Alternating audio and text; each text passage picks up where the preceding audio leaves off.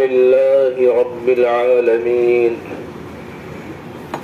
والصلاة والسلام على سيد الأنبياء والمرسلين وعلى آله وأصحابه أجمعين أما بعد فأعوذ بالله من الشيطان الرجيم بسم الله الرحمن الرحيم فإنها لا تعمى الأبصار ولكن تعمى القلوب التي في الصدور صدق الله العظيم.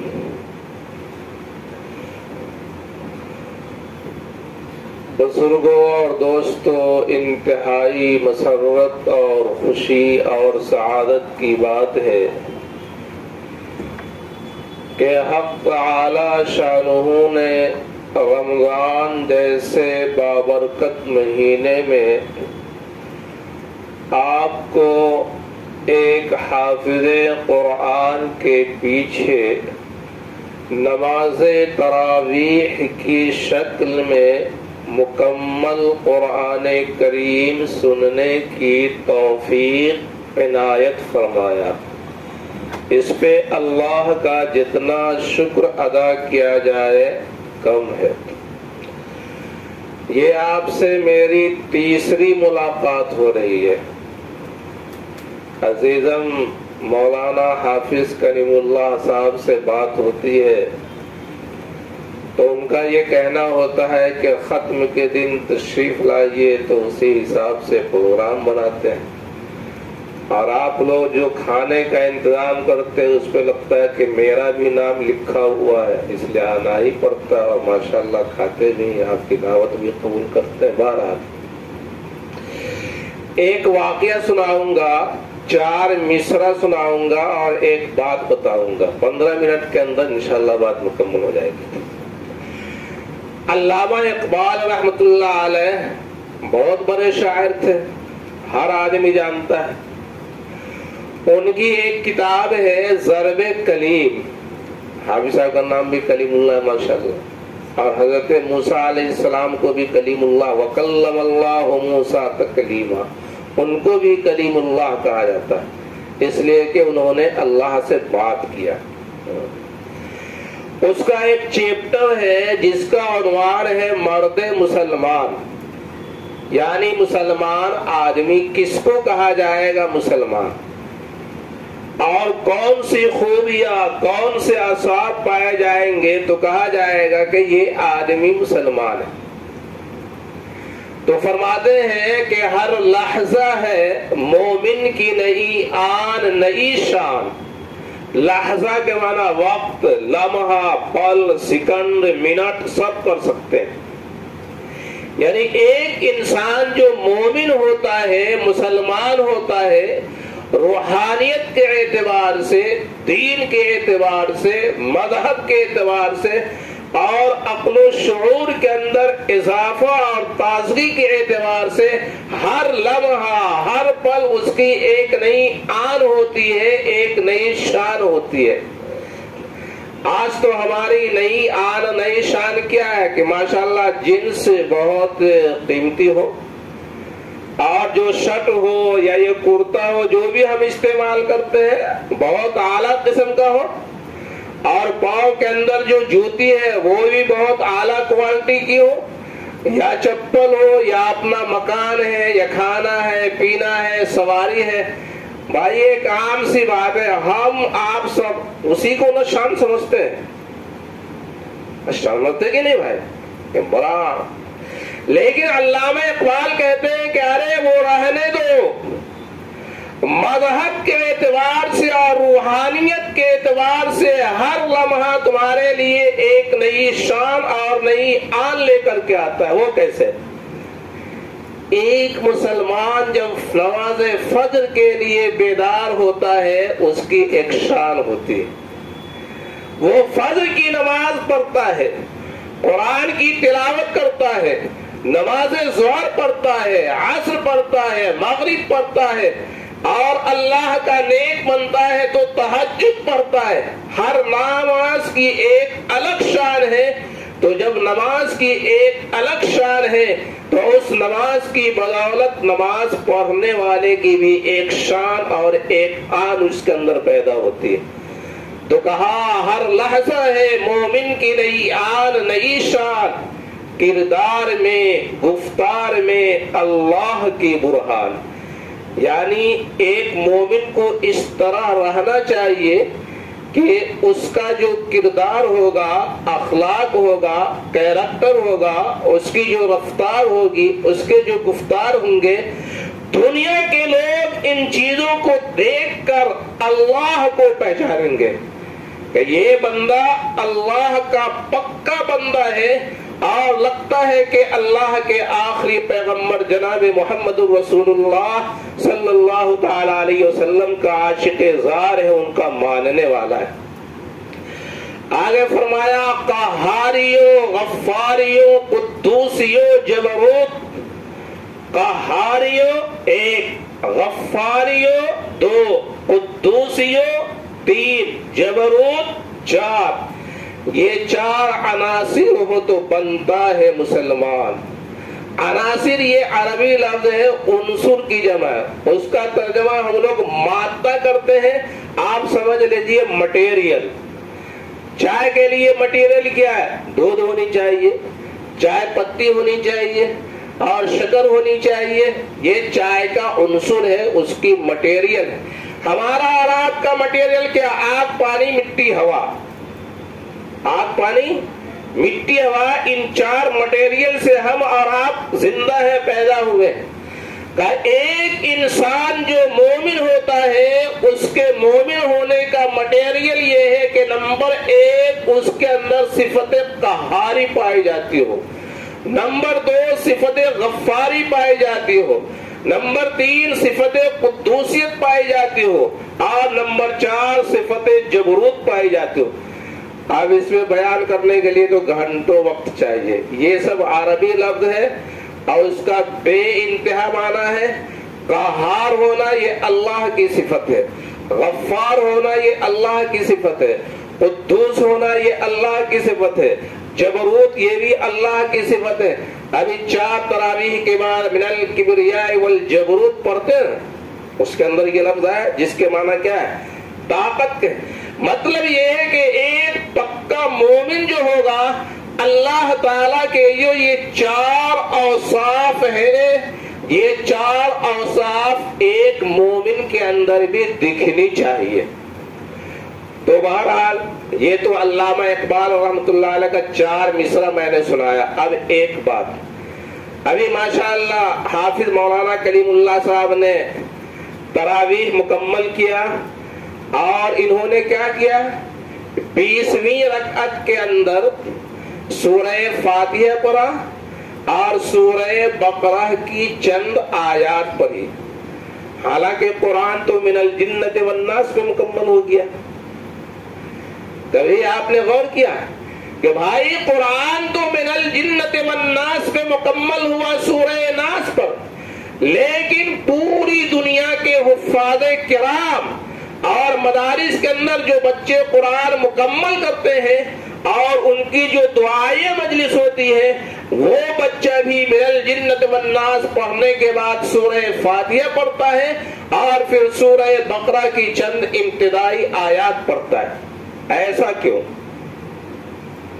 اس کی حکمت یہ ہے اور اس کے اندر باریک اور علمی بات یہ ہے کہ یہ قرآن ایسی عظیم کتاب ہے کہ جب آپ نے اسے مکمل کر لیا، ختم نہیں بولیے گا کہ قرآن ختم ہو گیا، قرآن ختم کر دیجیے گا، مکمل ہوتا ہے، پورا ہوتا ہے. تو جب قرآن مکمل ہوا، پورا ہوا، تو یہ نہیں کہ اب اسے الماری کی زینت بنا دی جائے اور جزوے دان میں لپیٹ کر کے تاخچے میں ڈال دیا جائے، بلکہ اسی وقت حافظ قرآن کے ذریعے امت کو یہ بتایا جاتا ہے کہ آپ کا ایک قرآن مکمل ہوا پورا ہوا اور ابھی سے آپ پھر سے اس کی ابتدا اور اس کا آغاز کر دیجئے. کچھ بات سمجھ میں آئے آپ لوگ کو؟ تو یہ حکمت ہے، یہ علمی بات ہے. یہ کبھی پورا ہوگا نہیں، پورا ہوگا تو فوراً شروع ہو جائے گا. ایک بات یہ بتانی تھی، اب ایک واقعہ بتانا ہے. آپ لوگ کے علم کے اندر پوری دنیا کے اندر کوئی ایسا شہر یا آبادی ہے جہاں کے رہنے والے سارے مسلمان مرد عورت جوان بوڑھے سب حافظ قرآن ہو؟ ہے آپ لوگ کو کوئی معلوم ایسا شہر ہے دنیا کے اندر کوئی جہاں کا ایک بھی فرد غیر حافظ نہ ہو، سب حافظ قرآن ہو؟ آپ لوگ کو معلوم ہے؟ بدلیے نا. دنیا کے اندر چاہے ہندوستان ہو، پاکستان ہو، مصر ہو، سعودیہ ہو، قطر ہو، سوڈان ہو، بنگلہ دیش ہو، پاکستان ہو، کسی شہر کا نام آپ نے سنا ہے کہ اس شہر کا جتنا بھی آدمی ہے چاہے عورت یا مرد جوان سب حافظ قرآن ہے؟ نہ سنے. میں آپ کو سناتا ہوں. مصر کے اندر ایک گاؤں ہے، پہلے اس گاؤں کا نام تھا عرب الرمل. عربن کے معنی عربی زبان کے اندر گاؤں کے آتے ہیں، آبادی کے آتے ہیں، دیہات ہے نا. وقالت الاعراب آمنا، دیہاتیوں نے کہا کہ ہم ایمان لائے. اسی کی جمع عرب کی جمع عرب. اور رمل کے معنی آتے ہیں ریت بالو. تو عرب الرمل کا ترجمہ ہوا ریت والی آبادی. تو ممکن ہے کہ جہاں پر یہ گاؤں ہو اس کے چاروں طرف ریت ہو، بالو ہو. عرب کے اندر تو ایسی کیا ہے، ریت ہے، بالو. 40,000 آدمی اس شہر کے اندر رہتے ہیں. چھوٹا موٹا شہر ہو گیا. 350 مکاتب چلتے ہیں، 40 بڑے مدارس چلتے ہیں، اور سالانہ 1000 قرآن کے حافظ تیار ہوتے ہیں، لڑکے اور لڑکیاں سب ملا کے. وہاں کے ایک صدر تھے محمد مرسی، ابھی ہے عبد الفتاح السیسی. اس نے ان کے تختہ کو پلٹا تھا اور انہیں قید خانے میں ڈال دیا. 2-3 سال پہلے ان کا انتقال بھی ہو گیا. اور اللہ والے تھے وہ. جب وہ مصر کے صدر بنے اور انہیں معلوم ہوا کہ ارے مصر کے اندر ایک ایسا گاؤں ہے کہ وہاں کا ہر فرد حافظ قرآن ہے اور اس کا نام ہے عرب الرمل، تو انہوں نے اس گاؤں کا نام بدلا اور کہا کہ نہیں، اب اس گاؤں کا نام ہوگا عرب القرآن. قرآن کی بستی، قرآن کی آبادی. اچھا، سارے لوگ تو حافظ قرآن ہے.